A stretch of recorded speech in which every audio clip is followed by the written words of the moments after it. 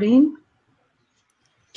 Okay, welcome everyone to All Things Dating and Relationships. We have our special guest today, Jessica Fass. Hi. And of course, our co-host, Jeremiah Brewer. And Hello. today we are going to be talking about dating outside of your zip code. So it's international and long distance dating and relationships. Jessica, tell us how you got involved in all of this.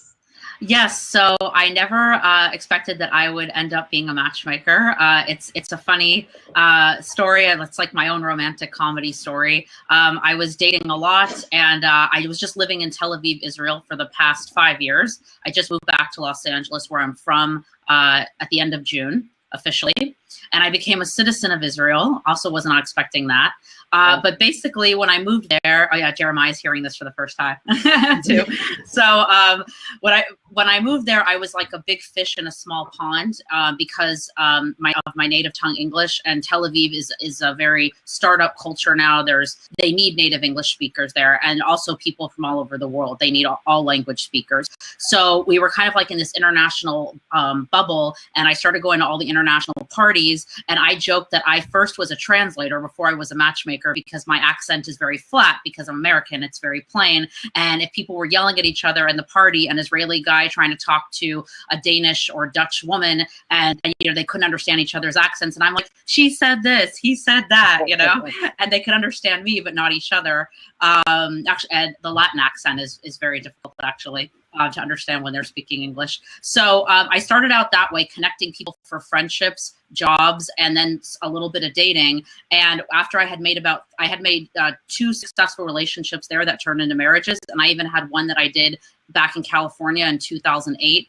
2 friends of mine also happened to be Jewish, was kind of like a fluke. So after the lucky number 3, and in the Jewish tradition, they say after 3, you go to heaven. So I figured I was already getting to heaven, so now I could start charging for it. So, I love it. So the first 3, are the mitzvah and the heaven, getting into heaven. And so then I knew about Patty Stanger, everybody does, from the Millionaire Matchmaker. I'd always been interested in as a career because I love to talk to people. I love to be social, connect people. I didn't really know that it was a possibility for an everyday person to become a matchmaker, but I looked up the Matchmaking Institute that now Arlene Vasquez Washburn is the CEO, and we're so excited and happy for her. She's a friend of all of ours. And I looked it up. She wasn't the CEO at the time. Another guy named Jason Silver, we also love, still in our dating industry. And he gave me my first phone call explaining to me about the Matchmaking Institute. Also happens to be Jewish, so we had that connection. And he explained to me how to get enrolled. I did the program online while I was still in Israel.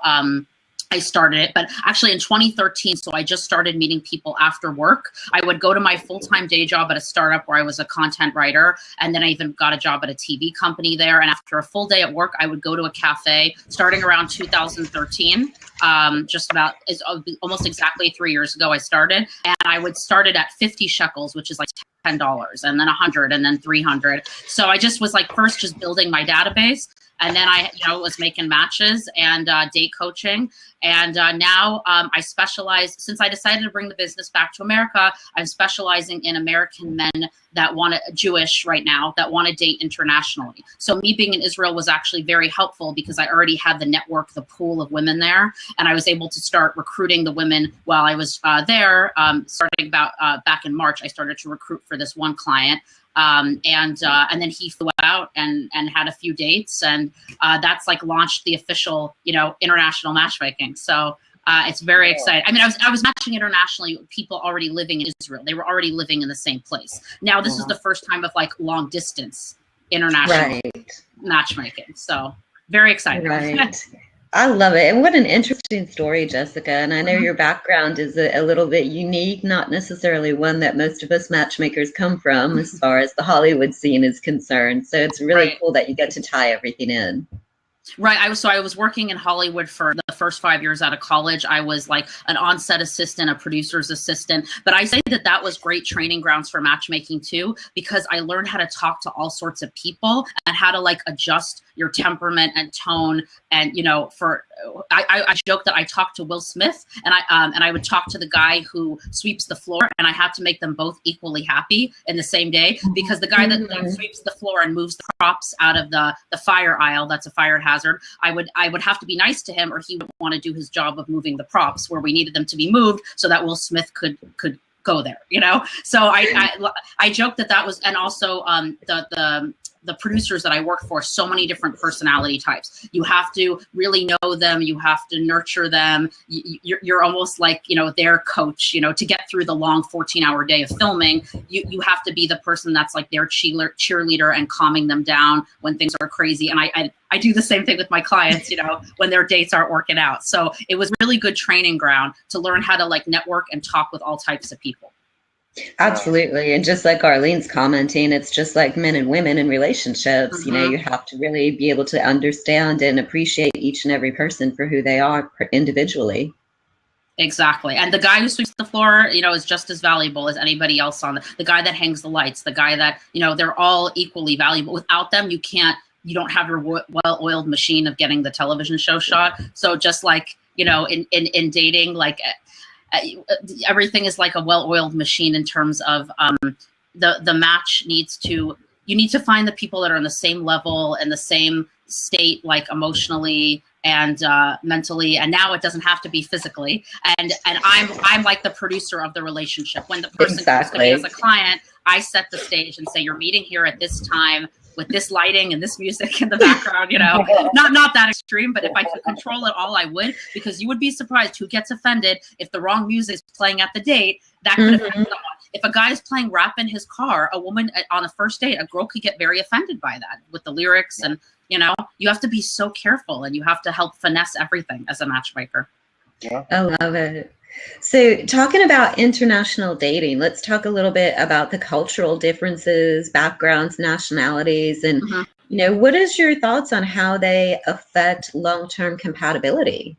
Yeah, so my matches that have turned into marriages so far, and I like to speak from experience, it's a Danish woman with an Israeli man and a Dutch woman with an Israeli man, and one that I can't take full credit, but I helped a Canadian woman and an Israeli man. So I really believe, and my friends who are the people who are matched will tell me later when they wake up in Israel and watch this, I believe that they all had to be so committed to learning about the other one's culture, language. They're all making an effort to learn Hebrew. The Danish woman is making such an effort. The Dutch woman learned pretty fluently, but she was lucky because she grew up in a Jewish school where she kind of had Hebrew. And now her husband is making a huge effort to learn Dutch because they actually moved to Holland together now after about being married for about a year to give it a chance there. So they're very committed to learning about the other one's culture and very interested in it. I honestly believe if they weren't interested, it wouldn't work. If it was somebody who just is like, I'm Israeli and I only want to know about Israel and I never want to travel, and you know, if I'm American and I like even just my city and I don't like to drive an hour away and it's never going to work for you to date internationally. You have to be, that has to be one of the things that draws you in, that foreign thing, that learning about that culture, it's like opening a new chapter of a book every week, like learning something new about your partner. And you know, I think it was great. I think it kept dating so fascinating for them in the beginning because it's like, oh, you eat this on this holiday? That's so. The Israeli guy was saying about his Dutch wife, they eat sprinkles on toast. Sprinkles on toast, and he thought that was the coolest thing. And I'm like, you're just looking for an excuse to eat chocolate sprinkles for breakfast, you know. And the fact that they were like fascinated by each other is you have to be so open. They've all these couples have traveled a lot. They didn't just stay in their own country. Obviously, if these women move to Israel, they're like more brave women than most women, you know. So and then also it sounds silly, but I matched, like, they were all about the same heights. It's like there's some like subconscious look that was similar to all of them. You know, they say people are attracted to people that look like them a bit. I believe there's some truth to that. Not always. And yeah, and they really had to embrace the differences and be okay with the fact that, okay, the woman is not going to have her family there. So she's going to be more dependent on the man because he's Israeli and he's the one with the family there, and has built a life there. So he's going to need to understand that she's going to like lean on him a bit more and be a little less independent. You know, and because she moved to Israel with nothing, with no one and no family, so he needs to embrace that, and he can't think like, oh, she's clingy. He needs to enjoy that the woman would be, you know, joining his family, and he needs to try to find a way to bring her in, because and I was in relationships with Israelis as well, and if they didn't try to bring me in, then I felt, you know, very isolated and lonely, and that's ultimately why those relationships don't work out. So it's a lot of hard work, and again, I believe the cultural differences actually were more uniting in these couples, because it was something interesting to learn, you know, about the other one. Well, I think one of the things that is important is that, you know, we want to try and explain to people how it can work, because by having that understanding that it can work, if you're willing to put in that effort, it really opens up those doors to so many more options than whatever's in your backyard, you know, whatever's in your hometown. And so if you're having a problem meeting the right kind of person that's just in your town or city, then being open to a long distance relationship, whether it's national or international, allows more options to present themselves. Exactly. Mm-hmm. And of course, you know, we can get into what are those options a little bit later, but I want to dig into some of the meat and bones of this, which is, how do you even get through the process of starting a relationship that far away, that far apart? You know, we've got all kinds of things nowadays as far as technology is concerned, as far as, you know, Skype or Google Hangouts, or, you know, all kinds of platforms to do FaceTime and the face-to-face. But what are some of the other things that you suggest, Jessica, when you're trying to develop that relationship? Yeah, so it's long distance relationships are not for everybody, and I want to start out by saying, you know, like don't try this at home, kids, unless you're, you know, the disclaimer, unless you're ready for it. Because if you're starting it and you never even met face to face, it's a whole nother world than if you had met face to face, had started dating for a couple of months and then got separated. I had that experience myself, and at least you know the person already. You're already like, all right, I like this person, I'm in it, let's go, you know. And then it's just an extension of your relationship. If you're just starting it through the internet because you came to someone like me or Denise who are matchmakers and we put you together, so you're going on a foundation of nothing. So you have a lot of work to do. So I want you to ask yourself a question first. Are you really committed to this? You're going to need to have the time and the money to travel to visit the lady. I'm talking about, you know, my clients right now are only men, and I assume it's going to be this way, just the more traditional way of dating, that the man's going to be the client and it's going to need to fly to the woman. So I'm just going to like make that assumption for the sake of argument for this. So the man, you know, he needs the time and the money to travel to see her, or he needs to be able to fly her out, and he needs to put her in a hotel. She's not staying with him in his house, you know, the first meeting, not until she says she's comfortable with it. And he needs to be able to put her in like a nearby hotel and then have the time to go visit her, you know, a lot while she's there. If he can't, let's say she comes for a week and she's in the nearby hotel and he doesn't have time to visit her, you know, every day because he's working, then he has to like try to curate an experience for her, you know, get her out there on the town and give her some money to go shopping or on a tourist, you know, trip. So it kind of depends if she's coming out for a week or just a weekend. Of course, I would start with just a weekend. You know, when it's and that's a good point, Jessica, because I want to jump in. I don't want to step on toes or anything. No, please. But in working with clients that actually are willing to travel, one of the biggest things that I have seen is that a lot of times they'll make that weekend trip and then the other person gets pulled away with other obligations. And so I love the fact that you're making it, the receiver, we'll call it, their responsibility to come up with a plan, something for that person to do. Because if they're not there to spend time, you know, together, and they have nobody there in that city, it's important that they do have something going on. They have a plan, they have something to do. So I think that's a really important point that you made there. Absolutely. Yeah, Arlene has go ahead. Question. He was asking if you help with the planning of these travel arrangements as a matchmaker, or do you kind of leave that to the person to kind of develop or process? Yeah, it's a good question. I can, if they're like a more of a VIP package. So far, they haven't needed me to help with the travel because so far it's only been men traveling to Israel that have actually been there before and they know which airlines they like. And if they had never been or something, for sure I would help with that. And then and they also even knew which hotel he liked to stay at because he had stayed there a lot. But I actually helped figure out the restaurant. So I asked both the women and him, what kind of restaurants do you like? He actually had some recommendations because he's been there a lot. And, you know, kosher in Judaism is a big thing. So him and a lot of the women also keep kosher. So, you know, we could come up with some suggestions based on that. And then I made the reservation at the restaurant and I called the day before to confirm. And even if they wanted to, I can like show up even at, you know, because it's a foreign place. So if the person flies me out, let's say this happens in Europe one day, I wouldn't mind. And they fly me out and they want me to be there to like break the ice for the first meeting, I will. Some people have preferred me there in a first meeting to break the ice, and some people are like, no, that's silly and weird, and no, I don't want. You know, it's kind of like, you know, when Patty would be at a first date, you know, the Millionaire Matchmaker. So I did feel like I was on a reality show when I did that. Most people don't need that me to show up at the first date. But it is a big deal when you're traveling internationally and you're like all looped out on time. I did almost feel like their producer showing up being like, okay, here's your call time. You know, here's a drink of water. You know, you need, like, let me put your jacket on you. Yeah, it just depends on if they've been there before, how comfortable they feel there, how much they want me to be involved. It's a tricky thing with the matchmaker. Like, some people want you to be really involved. Some people are like, just give me the dates and please, like, you're not my mother, get out of my way. You know, right, I'm sure, and I'm sure Arlene has clients who go both ways also. Like, some want a lot of hand holding, some don't. Exactly. Yeah. That goes for all of us. Yeah. Everyone needs help. Yeah. Exactly. She's right. They should call it the mommy fee if it costs, you know, if you want all the hand holding. All the hand holding. Exactly. Yeah. Well, let's talk a little bit about, you know, the texting aspect of it. One of the topics that you wanted to bring up was creating that textual chemistry. Yeah. I love that term. I think define it. Yeah. You know, I mean, that's easy for you and I, but let's define it for others. I think I first heard it from another dating coach on YouTube. I don't think I can take full credit, but I've also read it on different blogs, so nobody owns it, I think.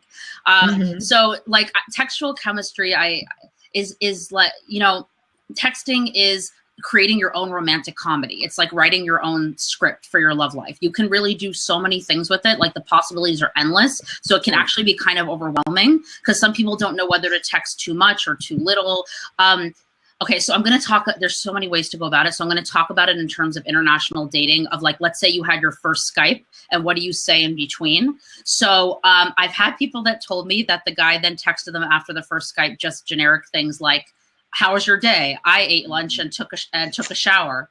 And this is not the kind of text you want to be sending to create the textual chemistry. These are factual texts, you know, just spouting out facts about your day. And it's not creating like intimacy, connection. The whole point of the point of a text, if you're in the same zip code and you're trying to date face to face, is to get to the next date. The point of a text, if you're international or long distance, you know, it could just be in a different state in America. That's long distance too. Or even it could be 2 hours away in another city, can be considered long distance. So if it's long distance relationship and you want to keep it fresh and you want to keep you know, chemistry going, you need to have kind of like question texts. Like I'm trying to think of an example. I did write it down.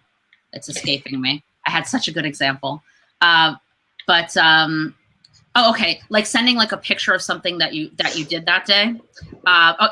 Okay, if you want to talk about your lunch, okay, if your lunch was actually particularly cool, if it was like one of these trendy, you know, vegan Thai places and it was very colorful or pretty, you can send a picture of your lunch and say like, wish you were here to enjoy this with me. Or like, this reminded me of when we talked about how we both have traveled in India. And so, you know, I thought you would like to see what I had for lunch today. Like, it needs to be something unique, interesting, and then end it with a question like, and how was your day? Like saving any lives if you know they're a doctor. If you know they like to go skydiving, you can say, did you jump out of any planes recently? something cute and funny, you definitely want to end your text with a question if you're trying to keep like a dialogue going. And then I would say, if someone doesn't, you might want to have like 5 text exchanges, and then one person should kind of be like, okay, well, I got to get back to my work, or I'm going to go watch my favorite TV show. Have a great day. Because you don't want to just be texting forever. You want to kind of have an end to it. And I've heard so many stories of people that got offended because someone stopped answering the texts,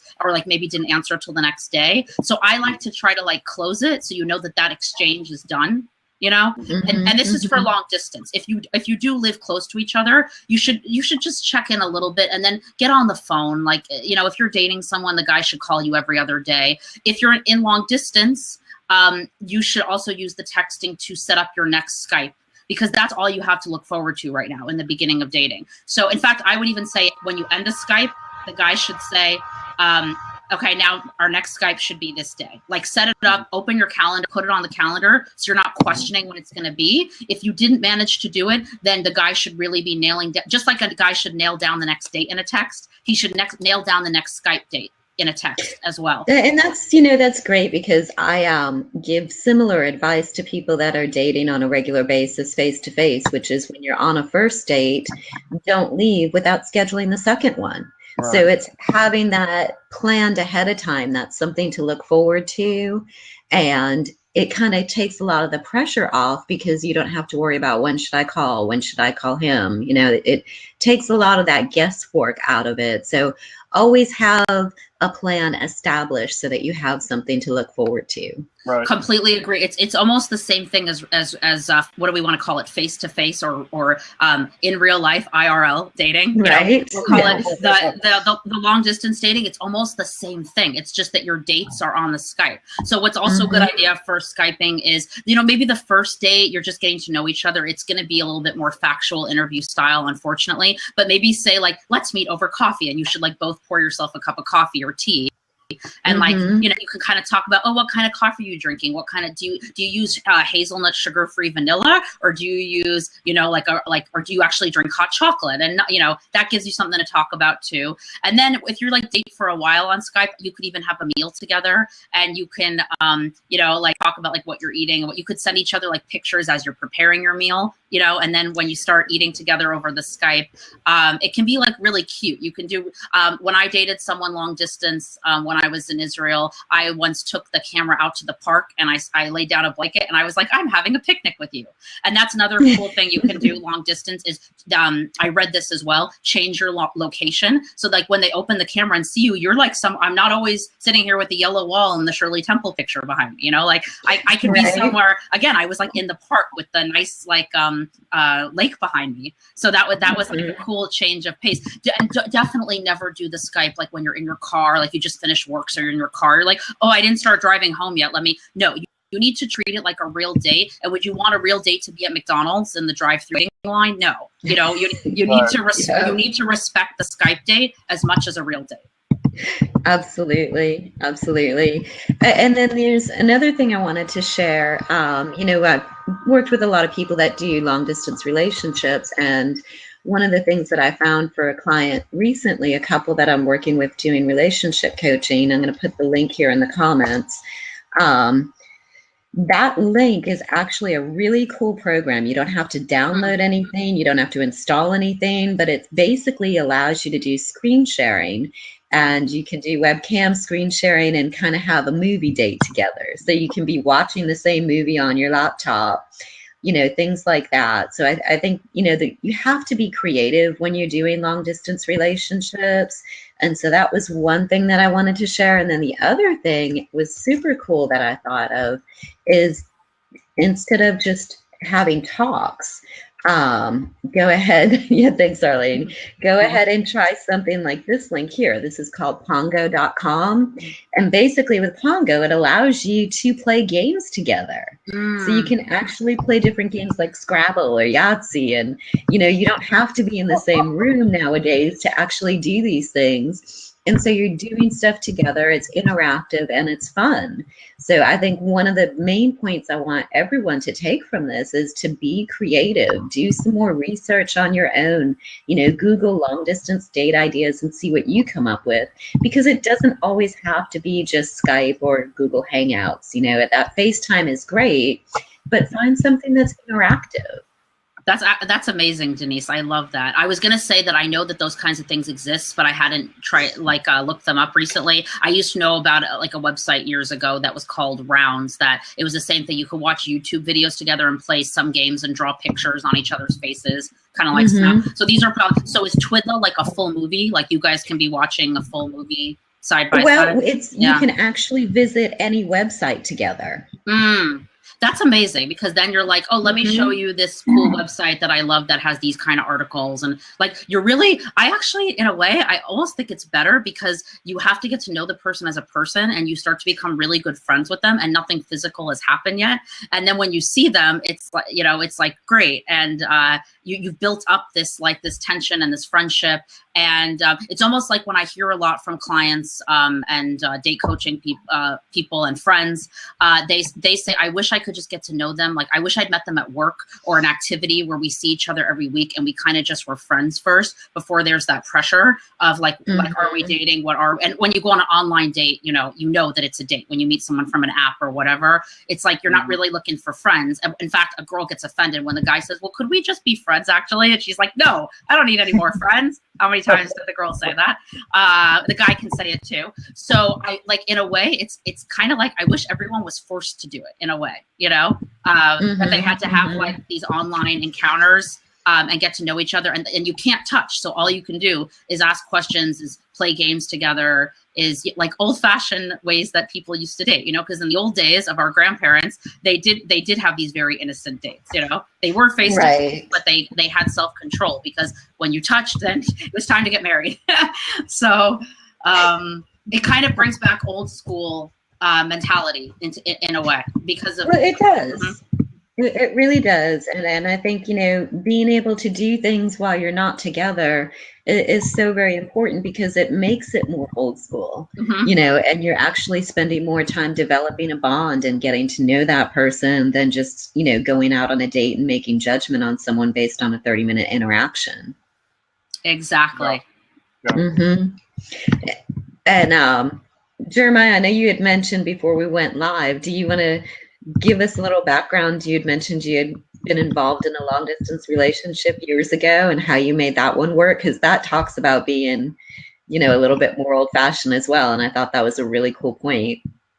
Yeah. Well, I mean, it was back when I was in high school. So, we didn't have things like internet or cell phones or anything, if I can keep myself a little here. But yeah, I had a long distance relationship with a German foreign exchange student for probably about 2 years. And our relationships were solely based on writing letters to each other, like actually handwritten letters. And then, of course, a lot of long distance phone calls. And there was one Christmas where she came and visited for 2 weeks when I'd just graduated high school and gotten into the Army. But a lot of it was the long distance. It was mostly just letters and phone calls. And looking back now, I don't even know how I did that, because I think we've become so we rely so much on technology now that the idea of even writing a letter probably sounds like too much work for that kind of situation. So I don't know. I'm thinking, like Arlene is mentioning in the comments, that all men should start writing letters again. It's romantic. I think that's a super gesture. Yeah, I wish. Just because we have technology doesn't mean we have to rely on it solely.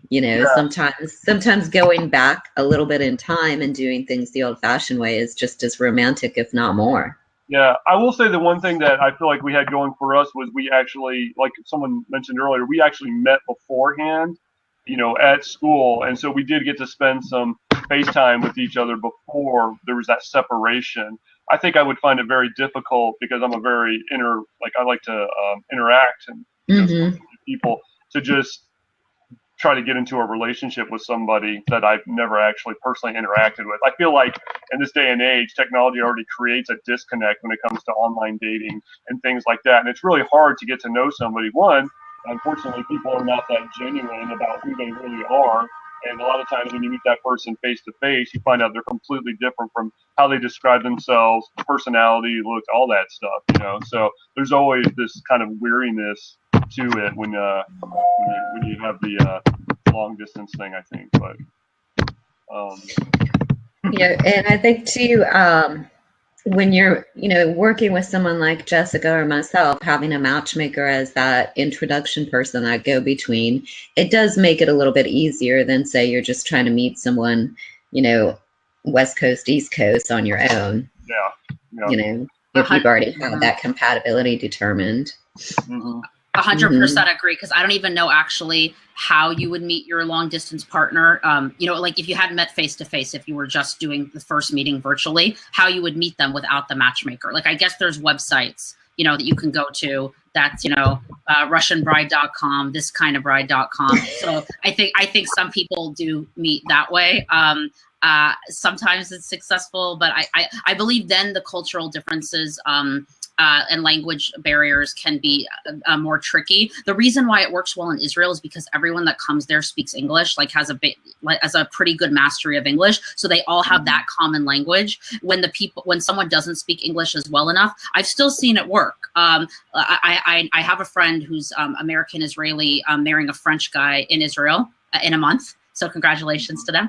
And they had problems because he didn't speak English that well. So now she's making a huge effort to learn French, and she's doing that investment. And I think now he's making an effort to learn English better, but actually, or maybe Hebrew. She can speak both. But the point is, it's because they had that basis. But and that's why they can even come to me, because they both speak English well enough. But if you're starting the long distance relationship on your own with someone who's very broken in your native tongue, or you're kind of broken in their native tongue, that's where a lot of I think a lot of communication problems can happen. You have to be so committed. You have to really want to learn that person's language, I believe. I think it's how you look at it, though. I think it can actually kind of cause a closeness because you're achieving something together. And I actually dated for a very, very short time a girl from Brazil who spoke Portuguese, straight Portuguese, nothing else. And of course, she was here and I was interacting with her. But I got to tell you, Google Translate, it's amazing. We actually went on and we both had our phones. And this is one way I could see technology actually helping in the dating process. But I would have Google Translate up, and it could translate from English to Portuguese or Portuguese to English, and so we would just kind of swap phrases while we were playing mini golf or trying to order pizza. That was amazing. That was such a challenge trying to figure out what she liked, what I liked, and what her words were to mine. But I thought it was entertaining. I liked it actually. That does seem entertaining, and I can see the closeness and the cuteness of that interaction, and laughing about silly things. But can I ask you why that did it not work long because of that, or other reasons? No, other reasons. Okay. She ended up moving back to Miami for a job. Yeah. Okay. So no, we went on 2 or 3 dates, and it was a lot of fun, and it actually got me interested in trying to learn Portuguese. So I downloaded Duolingo app, and it'll actually walk you through phases and levels of how to learn Portuguese or Spanish or whatever else you want to learn. So that's actually great. I do believe that can happen too, that you can meet someone and you didn't think you were ever going to fall for someone from that culture, and then you can, I think it can turn you on to that culture, and it can work. It's less, but again, you met her first face to face, because maybe if you guys had started in Skype, there would have been communications. And I can't even tell you, it's not even sometimes the language that messes things up. It's the a generation gap. If the guy's a bit older and he didn't grow up on texting, and so he doesn't know that he needs to send a text every day, or the woman, one woman, the guy disappeared for 3 days because he was busy with work, and she thought he didn't like her anymore, and she told me she thought they were broken up, and she started eating Ben and Jerry's ice cream on the couch. And I was like, why didn't you call me? That's my job, is to make sure you don't turn to Ben and Jerry's. And it was because for 3 days, but he was really busy at work, long 12-hour days. And so sometimes a guy, Jeremiah, tell me if this is true. If a guy works 12 hours, he does not even want to send it. He just wants to collapse and go to sleep. Even if we work 12 hours, us girls, we're so social. We'll just send a text, "Good night, honey," or "I had a long day, was thinking about you." And I think guys sometimes will just not. It's not even they weren't trying to be mean. It just literally didn't cross their mind. you know. Do you agree with that? Yeah, I think it depends on one, how busy quote your work is. I'm pretty blessed to have a job where it's pretty lax, and I can actually in the middle of work just send a text like, hey, what are you doing, or about to go to lunch or something like that. And I'm a firm believer too, and I don't know, maybe I'm shooting myself a foot here, but if you're interested in somebody, you're gonna make time to communicate with that person, at least just a little bit, I mean, I think that speaks volumes to your initiative and your effort to get to know that person better, and it also shows your interest in that person. So I completely agree. It's just that some of my clients, I mean, they did not grow up with texting, and they're just not used to to doing it, and then so then I say, okay, then fine, then set up your Skype dates every time you finish a Skype, then set it up again for 4 days later. And this is my other rule, or what I want to be my rule. After a month of speaking on Skype, I believe that you need to go visit. If the relationship started on Skype and you've never met, you can't go more than a month, because you want to see what, that's like, if you did one phone call a week and spent 2 hours on you probably did 2 calls a week, and if after you invested all that time, I had a guy in Florida dating a girl here in California. They spoke for 3 months. He said he was going to come visit her, and then he just kind of fell off and stopped texting. And I wish he would have done that in month 1. It's not really nice, but if maybe he lost interest because they just messaged too long. That's like what I'm worried about too. It's just like, just come, just meet. And then if it's a no, go on with your life, But a month is fast. It goes like this. But because what's funny is the male clients, they think that the woman is only talking to them, because it's like, oh, I paid a matchmaker, so this woman is on reserve for me. No, okay, she could be dating like 5 other guys at the same time, because especially I've talked to my women that are dating my men clients, and they're nervous that also they don't know who else he's dating, because we could be giving him more than 1 matches at a time. I don't. But they also don't want to get invested. Like, they're waiting the whole week for this Skype, and they get pretty and they look nice for it. Like, they treat it like a real date, and they don't want to overinvest in like this Skype call. So they want to protect themselves by going on other dates. And male dating coaches say this to women all the time, that you should date more than 1 guy at a time, so you're not overly invested in the beginning. Just a secret. That's what they say to us. If the men didn't know. They say the same thing to guys. They say that you should never date the same person 2 times in a row, because you can become connected to that person prematurely. So if you date different people, then you kind of get different perspectives of what it is that you like, and you get different personalities and things like that, and you really start to figure out what you're attracted to. So yeah, I mean, and I think it's a good idea. I completely agree with that. Like, it does give you perspective, to date a few at a time. And so anyway, these girls do have a lot of choices. So if he's not texting, he needs to text like every other day, like something, and that's the beauty of long distance dating, is that one person can live in England and can go take a selfie in front of Big Ben. Another person can be living in Paris and go take a selfie in front of the Eiffel Tower. I mean, you have amazing kind of messages to send on Snapchat or WhatsApp or whatever and you should always ask the person what their preferred mode of communication is. You'll have text, iMessage, only WhatsApp, and so if you start messaging her on the other thing, or him, they won't check it, because that's Viber is not their thing, or whatever is not. Some people use the Skype box, and some people never use the Skype chat box. So you need to ask them their preferred method, and just stay on one, because I think otherwise, did you get my Snapchat and Viber? This, it's too much. So I say streamline it, stay on one, send pictures, write little funny captions, do callbacks, like inside jokes that maybe you guys have, like call back to something. Don't text at the same time every day. Keep it diverse. Don't always text every morning, good morning. That's boring. Like, sometimes text in the afternoon. Change it up. You want to still keep them guessing and create that tension and chemistry. And that even goes for face-to-face dating too. Yeah. We're trying to keep someone interested. Yeah, absolutely. Yeah. You agree? Oh, what's that tapping? Jeremiah's typing, I think. Oh. Got it. Comes out loud, Jeremiah. Yeah, and I'm going to share another link, Jessica. This was another thing I found when I was doing a little bit of research for that one particular couple I'm working with. I'm going to put this in the comments. This is an interesting tool. It's from similarminds.com. And essentially, it's a compatibility assessment, but it's a really great way to get to know someone maybe after you've been dating for a few weeks and you want to see what your true compatibility is.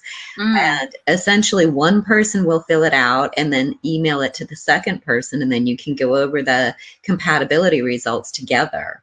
Wow. And so it's really a neat tool if anyone is interested, but I think that's something that you could use even as one of your planned dates, you know, whether you do it online with a shared browser or, you know, on one of your Google Hangouts or on Skype. Things like these are the things that are going to keep the relationship interesting. Because at some point, you know, Arlene made a comment earlier, you know, people run out of things to say.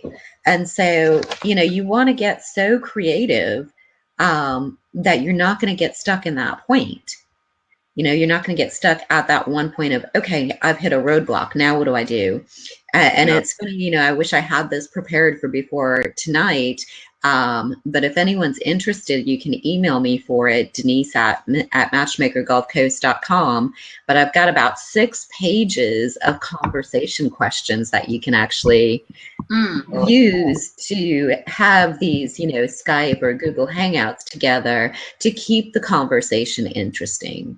You know, so it's really, you know, it can be anything, even goofy stuff. You know, if you know, if you had anywhere in the world you'd like to travel to, where and why, you know, just simple things that you don't normally just come up with in an everyday conversation. It's not forcing conversation, but it's getting creative with conversation.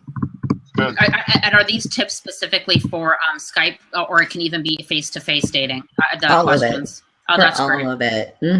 Very generic. And, you know, obviously very G-rated, nothing too personal or, you know, not crossing any lines, but it's just ways, you know, a lot of it is if this, then why, if this, then why that, you know, and so it's just really cool conversation pieces that you can use to generate a conversation during a date, whether it be face-to-face or over the internet or FaceTime or whatever.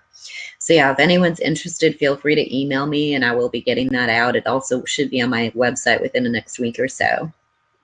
That's great. Oh, I love one of Arlene's comments. Can I read it?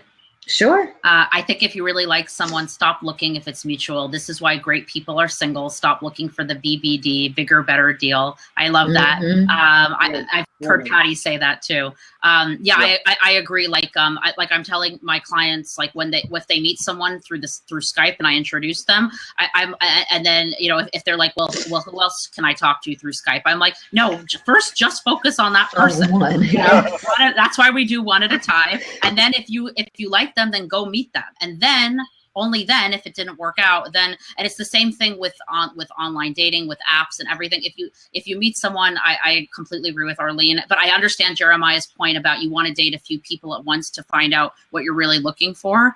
I agree with, I believe that when you're young and starting out in dating and you maybe don't really know yourself or what you want, or you were in a long relationship and so now you need to just get back out there, you can kind of do that. But then once you really like someone, I agree, like stop looking for bigger, better deal. Like, yeah, absolutely. Once you've decided that that's the person that you're interested in getting to know and pursue more, definitely. You know, and it really is. It's all about, and we've had this conversation before, Jeremiah, it's about being clear with your intentions, not only clear with yourself, but clear with others. And if you're dating to date, then make sure that intention is known. If you're dating for a long-term relationship or potentially marriage, then that's important that you make that known as well. Obviously not on a first date, you look like a fool, but you know, at some point your intentions are really what it all stems down to. I think a big part of this too is, you know, the actual word and definition of dating has been so misconstrued to what it used to be. You know, I mean, dating before was harmless and it was just going out and getting to know somebody, you know, and then eventually through a slow process, you would actually start to gain feelings for this person or not. You know, now people think that dating is just, you know, you're on the second date and you guys are already in a relationship and you're already, you know, kind of committed to each other already, and it it causes a lot of damage, really, because people become emotionally vested too soon and they don't protect themselves or guard themselves. Not to say that you're not supposed to be open to situations, but at the same time, I think you can be a little too eager to just jump into any relationship that's available. That kind of ties in with one of your points, Jessica, as far as at what point in a relationship do you make that, do you label it? Do you call it exclusive? Do you do a relocation? What are some of the steps and the advice that you give people in achieving these steps? Yeah, so it's wow, it's so complicated. I'd love to hear your guys' thoughts as well. I believe that the man should be the one to say, okay, I would like to, it's funny to say like go steady, but in the old days, that's what they say, like make this exclusive. I mean, the beauty of when they come to us as the matchmakers, we know they're looking for marriage or at least a long-term partner. Maybe they don't want to get remarried, but at least we know our clients' intentions.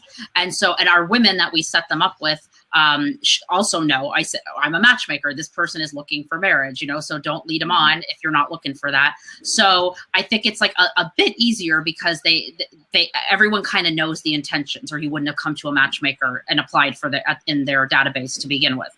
But when you're out on your own in the sea, by yourself swimming with no net, I do believe it's so hard. And in my experiences, it's been like, it's between 1 and 2 months. And then, the guy will say to me, okay, so like, can I call you my girlfriend now? Or, like they say something, that, but it's one time I even said to a guy like, oh, I'm bringing you to this event. So can I introduce you as my boyfriend or what? And he was like, yeah, of course, say boyfriend. And I was like, okay, I guess we go. I don't like that it felt like a little bit of a trick, to say that. I would have liked him to come out and officially say this is turning exclusive. So far with my international clients, the ones that meet for the first time like this, it hasn't turned into a marriage yet. Fingers crossed it will soon.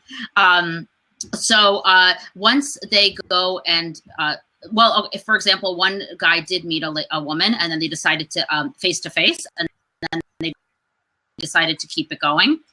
So they knew that they were like exclusive, like in their talks, like they were going to, but then he couldn't go visit her again for like 3 months because of work schedule. It was a really, I'm not going to say what he does, but it's a really crazy work schedule. And I understand, but she wouldn't wait 3 months. So that's the thing. It kind of stinks because he's emotionally and he's ready, but physically he couldn't get there. So that's very hard. The woman, like, she wants to be able to see the guy. I mean, I know guys want to be able to see the woman too, but for some reason, Jeremiah, correct me, it seems like these busy businessmen, lawyer and doctors who become matchmaking clients, they're willing to they can wait and not have to see the girl all the time, and they feel fine and they feel like they're still in a relationship. But the woman, if she doesn't see the man and have the element of touch, like, she starts to feel like it's not a relationship. That's what I've noticed so far.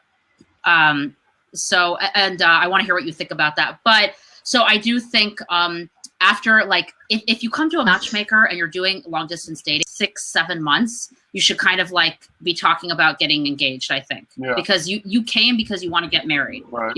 Or at least it depends on your values. But if you're comfortable living together before marriage, you should make that proposition. Why don't you come live with me now? And in the very, very beginning, I make it clear to the man and the woman if the man is willing to relocate or if he's not. And the woman doesn't even have to talk to him if she's not willing to relocate, because that could be a deal breaker. This is where his job is and his life, and he came to the matchmaker, so you're going to need to go where he is. So she knows that at the beginning, so that's not a surprise. So yeah, I think after 6 months, they should like try living together, at least a trial run. Maybe she leaves her job temporarily. If they're of a certain age and the biological clock's ticking and it's like 6 months and they've dated 1 million people and they know what they want, I say just get married. I say just go for it.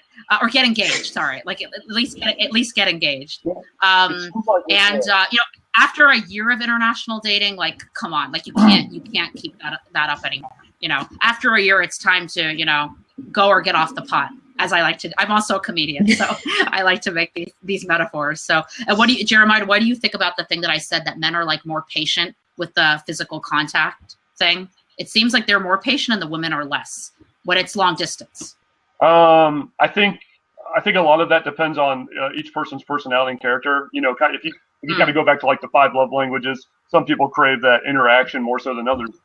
I don't think it really has to do with men or women. I just think it's like I actually enjoy being one-on-one and face-to-face with somebody a lot as well. And personal interaction to me never replaces a phone call or a text or, you know, being a line or anything like that, because like I said, there's a disconnect for me.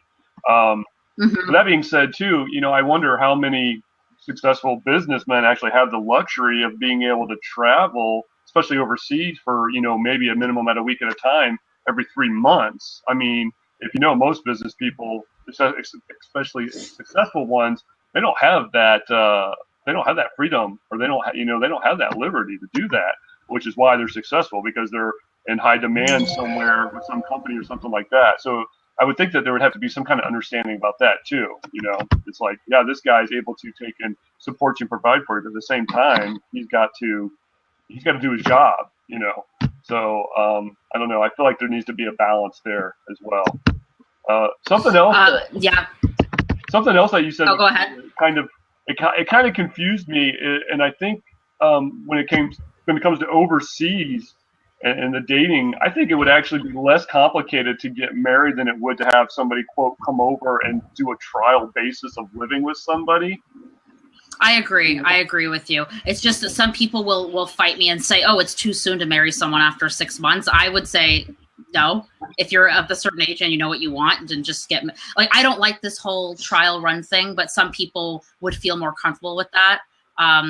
I agree with you. Well, I have to mention one of my guilty pleasures here lately has been watching the show Married at First Sight. And I absolutely love the idea. I mean, the idea of arranged marriages, you know, when you've got people like matchmakers and sociologists and that actually taking the time to make the matches and looking at all of the compatibilities, the character, the values, you know, the background, all of it. If there's somebody who is committed to making it work, and these are people that we're talking about. We're not talking about just people who are online dating, going through plenty of fish sites. You know, these are people that have come to matchmakers and said, hey, I want to find my match. I'm open to distance. It doesn't matter. So it's almost along the same sense, which is, you know, I hear what you're saying, Jessica, you know, 6 months, get engaged. It's very similar to almost the arranged marriage type idea. And, you know, watching that show has made me realize that it's not even so much about compatibility as it is about the people putting in the effort and that they're trying. They're actually, their main goal is to make that marriage work. And so if they focus with that intention, you know, it is all about commitment, Arlene. You're correct. You're committed not only to yourself, to the relationship, to the other person, but to the process. And so, you know, in today's day and age with disposable relationships, and like you said earlier, always looking for the bigger, better deal, I see people just giving up too quickly, not jumping in too quickly, but giving up too quickly. Yeah. I think it's difficult, you know, especially if the woman's going to fly overseas, you know, on a what if, basically. That's just a huge deal. You know, she's leaving her family and whatever job she has over there to come over here, when the guy's like, well, you know, we're going to just try this out. Well, what happens if it doesn't work? Then what? She's stuck over here in the States, or she's supposed to go back over, you know, to the other country and start all over again. It just seems like, you're saying if it was just like the trial run, like if the ring wasn't on the finger. No, I actually completely agree with that, and Arlene's writing things about like arranged marriages do work, you know, and I actually completely agree with it. Like it's you know, these, and especially on Married with First Sight, they put matchmakers and psychologists on the job. It wasn't just parents, you know, figuring it out for you. And there's a reason why they chose those people to be together. And it's kind of like good. It's like you don't have a choice, okay? Like you know, you have to make this work now. Right. And of course they tried to put you together based on compatibility, but so I like that. It's like, there's a reason you're together, now figure it out. You know, and try to have fun doing it. But I didn't watch last season, but Denise, I think most of the couples didn't stay together, huh? That's what I saw last season. I think the first one was better. And you know, it's just, to me, they call it a social experiment. And I think Clarissa's not on anymore, but I wish she was here for this part of the conversation. Yeah, social experiment. Yeah. But they're referring to it as a social experiment. And so, to me, it's like whether it works or not is not really the most important thing. It's their commitment and making the effort, and how far are they willing to go? How much are they going to push themselves to make it work? How much are they going to give? And I think that really is what we're talking about today when we're talking about long distance and international dating, is how much are you willing to push yourself? How much are you willing to give? How much are you willing to compromise? Yeah. Because this is all really boils down to the same thing, which is it worth it to you? Mm-hmm. Exactly. And the one, Arlene made a comment about the woman who didn't want to wait 3 months for the guy to be available again. I agree that they were both wrong. Yeah. Because he should have tried to get there sooner. And also, if they knew that they weren't seeing other people, and this was a really good match.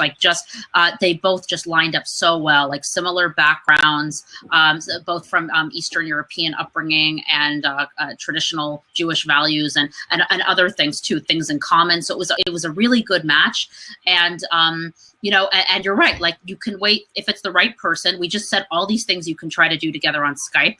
I wish I knew about them before, but not everybody's going to be into them. It depends what kind of person you are. Yeah. I know my dad would have no patience for those things, but different generation. She could have waited the 3 months. They could have done nice, fun, because they had met once, before in person. So it could have been a compromise where maybe it was 2 months, and so it's just too bad because to miss out on a good match because of this. So if you really tell me that you want to date internationally because you really like women that have traveled the world and speak many languages and are very cultured, then you need to be able to go visit. Most women do not want to wait 3 months for the first meeting. 1 month, 2 months. Okay, definitely not more than 3. Okay. Never come to me and say, I want to meet an international woman, but I couldn't go meet her for 4 months. That's not going to work. I love it. Here we have May's coming in to say hello. Oh, cool. Yay. Oh, good. She's getting on. Hey. Hi, May. How are you? You don't have volume, hon. Try your earphones, maybe? Yeah. Your earbuds? Oh, maybe she didn't allow the volume, just the video. Yeah. There she goes. Let's see. Welcome, May. It's good to see you. Oh, good. Hi. Hi. I didn't know this was live. I was just going to listen in. Should I jump out? I'm so sorry. No, wonderful to see you. No, we're actually just kind of wrapping things up. Just so stay with us for a few minutes here. Oh, okay, sure. Yeah. We've been talking about long distance relationships and dating and international dating, which I know is obviously Jessica's main focus for her matchmaking business, but you're pretty much over in LA for just your matchmaking. Yes, okay. Mm-hmm. Good, yeah. good. No, go ahead and talk amongst yourself. I'm so sorry. No, we're so glad you joined us. But May, you do international dating too, don't you? Set people up internationally a bit, or with your speed dating? Mainly with the Asian women we do. We help out the Asian women abroad who come to Los Angeles, and men who are across the country who want to date women in Los Angeles. So you are dealing with a lot of these same issues too. Okay. Yes. Wonderful. Wonderful. So let's should we ask May's opinion about one of the things about how long do you wait until until you go travel and visit that person in their state or country, that's a good question. How often you should go. Yeah, we were all spitballing. Well, because we deal with a lot of women in Asia and the men are in Los Angeles, we generally like to suggest that they meet in Hawaii. So it's kind of like a midpoint, but they can also go on vacation, and yet one of them doesn't feel like I'm doing all the traveling. I'm going so far away, instead of traveling for 13, 14 hours, it's maybe 5 or 6 hours. So it's a little bit different for them. But as far as when they should start that, it just depends on their connection. you know, let's say I'm Skyping with you guys and I have a really good connection with Jeremiah there. Like, I want to see him in person. I'm going to want to plan it as soon as possible. So it really depends on how long that they talk to each other throughout the week, if they're texting, if they're Skyping all the time and making the time to meet and have little date nights where they dim the lights behind them and have coffee together or have dinner together and drink wine together and, you know, really take it seriously. So yeah, as soon as they feel a connection, I say go for it if they can afford it. So I agree completely. And do they meet the first time face to face and then start the international dating, or do they sometimes just get with here's her Skype name, here's his, and go? Well, when we do the Skype, we try to get on the call to introduce them, and then like we kind of sit back and let them have their privacy. But to make it more formal, we'll say, hey, this is a time where we're all meeting, the three of us. And then just, hey, you know, Jessica, this is Jeremiah. Jeremiah, this is Jessica. You know, these are, you know, kind of like edify each other. Like, oh, she's da da da da da. She does this, she does that, and he is great at this, and just kind of be. You're facilitating. Yeah, you're being the facilitator. Yes. Wow, yes. Interesting. Yes, but then the second date, they are on their own. But a lot of times we have the Asian women fly into LA, and then she meets maybe 3 to 5 guys while she's here. So then she's making the effort of coming out and showing that they're serious, and she's not just some gold digger or trying to dig green card or anything like that. Like, she's serious, you know? So that's how the men feel more at ease. Like, okay, she's flying all the way here to meet. I'm going to, you know, put in my best efforts to impress her. So, oh, wow. And so yeah, she, different ways of doing different things. And she pays her own way to come here. When she's, yes, she pays her own way to come here. She pays for her own hotel stay. Sometimes she's staying with a friend here, or sometimes maybe she's working a travel trip, or maybe she's just coming out for a holiday. So it just really depends on the situation. But the guys are hopefully serious, because it shows that she's flying all the way here and staying in Santa Monica. If you're in Orange County, hopefully you're willing to drive to Santa Monica to meet her, since she just flew, you know, 13, 14 hours to get here. So yeah, so it's been working out well. I mean, we've had some tremendous success stories with finding love, you know, East meets West kind of deal. So yeah. Wow. And then they marry her, and then, you know, they help sponsor her with the green card and everything like that. Yes, the whole deal. Wow. We don't help them with that part, but we certainly can point them to the right direction as far as helping them facilitate that as well. So that's amazing. So like you would also say you have to be very committed to the process, and you have to really want an international person and do the work. And hopefully someone that has the means to travel there, and also that they're serious. If we introduce a woman, we say, she's looking for marriage. She's not just looking to date around. Like, if you're just looking for a submissive Asian woman, this probably isn't her. Like, she wants to marry a Western guy because she likes the Western cultures and the traditions, and she has experience with Western men and society and stuff like that. So we make it very serious. Like, hey, if she's flying here to meet you, she's looking for marriage, not just to date around. If you've never dated Asian women before, now is not the time to practice on her. Right. So, right. Yeah. Wow. Really interesting. Yeah. Yeah.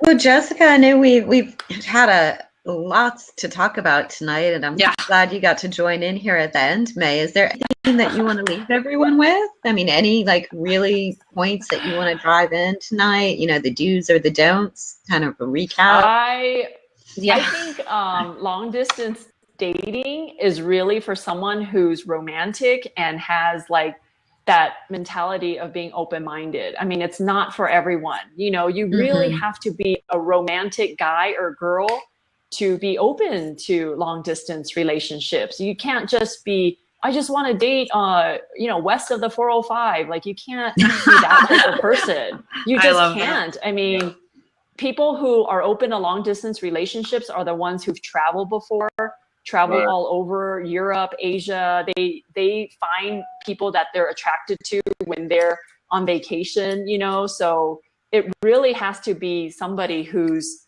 adventurous. I mean, somebody who's generous and adventurous, who's willing to do that. I think it's great. I'm big proponent of long distance relationships. I do think love can conquer all. I really do. So maybe Absolutely. I'm a little naive, but maybe I'm just totally romantic. You know, I just really think it can happen. So I agree, and I want to add to your list as far as they need to be the ones that are romantic at heart, but I think they also have to have that creativity. We talked about that a little bit earlier too. They have to be really creative. Jessica, did you want to add anything more to that? What May said is like so great. I'm so glad she jumped on this call because she does this too. I'm so sorry. We like when people jump on. It's supposed to be for 4 people. And and then like if there were many people that wanted on, so we would rotate. But this is great. So Denise, is this the first time you filled all 4 chat windows, or you've done it? No, we've had to rotate. Yep. Okay, cool. So I'm not the first, but because May does, the Asian culture, and it's like it's interesting and it's different, yet it's like the same problems and dramas that I see with the international Jewish clients. I guess what's like I love that she said love conquers all. I do agree with it. When I was in Israel, I had dated all nationalities. This is how I even got into it, like Latin, Russian, Romanian, Brazilian, that's part of Latin, Argentinian, South African. So like I've talked to people from like all over the world, and I really find true that like if it's the right person, it doesn't matter what background they have. I mean, the Jewish people, they're all bonded by like the same religion, so it's really cool to like if a Argentinian Jew was going out with a British Jew, and they still grew up like with Judaism and Passover in their home and Rosh Hashanah and these holidays and traditions, like it's still amazing. So they had that, even if they spoke different languages and had different customs. So I would say like, so if it's not Judaism, whatever it is, you need to have like at least 1 or 2 like common values or hobbies or like things that bond you if your culture is very different. That's gonna like keep you together over time, at least like each other's. Like for my clients, it's the Judaism thing is gonna, and also the certain level of it, like they got to be the same kosher or Shabbat keeping, and but it can be other things like with Mays, with the Asian women and the Western men. I mean, they need to have some things in common, right, and similar values, or the man needs to be like really interested in that culture. That needs to be something that always kind of fascinated him. Was that so? That's you need these values and interest in each other. That's what I have to say, which is what I think will create the chemistry that will keep you interested in doing the Skypes and the texting and all that hard work, to turn into a real relationship. Yep, and that's what it is. It's a commitment to doing the work. Yep, it's work. It's not all fun. But even the best relationships, the best marriages, they all take work. So, even if that's your goal and you think it's all fairy tales and unicorns and rainbows, understand that the best relationships will always take work. Yeah. Completely agree. And then there's light at the end of the tunnel. Absolutely. Absolutely.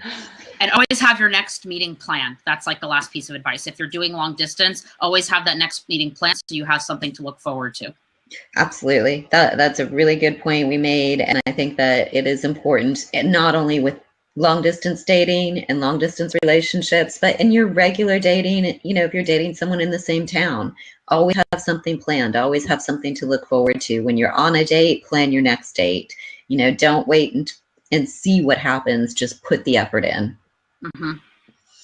All right, well, I'm going to leave it at that. And Jessica, I want to thank you so much for joining us tonight, and you've given us a lot to think about. May, thank you for joining us. And of course, Jeremiah. Thank you, Jeremiah. Thank you, Denise. Yes, and Arlene, I wish you could have made it on video, but I guess you were having problems. So I'm going to switch over to my Google and see if we can figure out how to get you on our video conference that we're having in 10 minutes. Oh, good. Arlene, thank you for contributing the posts and the comments. That helped our conversation. May, thank you for getting on. And Jeremiah, thank you for the male opinion. It was so much fun. Thank you so much for having me. All right, everyone, enjoy your evening, and we'll see you next time. Bye. Thanks.